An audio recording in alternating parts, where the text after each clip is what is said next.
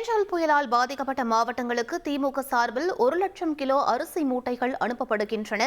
அந்த வாகனத்தை கொடியசைத்து முதலமைச்சர் மு.க. ஸ்டாலின் வழியனுப்பி வைக்கிறார். அந்த காட்சிகளை நாம் பார்த்துக் கொண்டிருக்கிறோம்.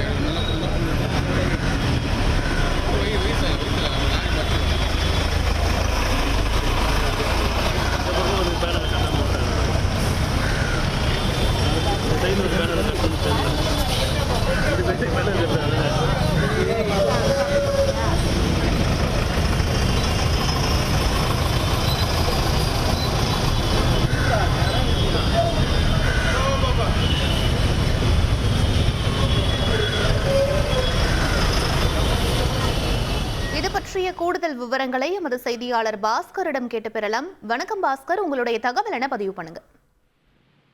150 டன் நிவாரணப் பொருட்கள் திமுக தலைவரும் தமிழக முதலமைச்சருமான மு.க. ஸ்டாலின் உங்க பிசினஸுக்கு 20 லட்சம் ரூபாய் கடன் அரசாங்கமே கொடுக்க போறாங்க. அதுவும் குறைஞ்ச வட்டி மானியத்தோட. எப்படின்னு தெரிஞ்சுக்க ஃப்ரீடம் ஆப்பை டவுன்லோட் பண்ணுங்க.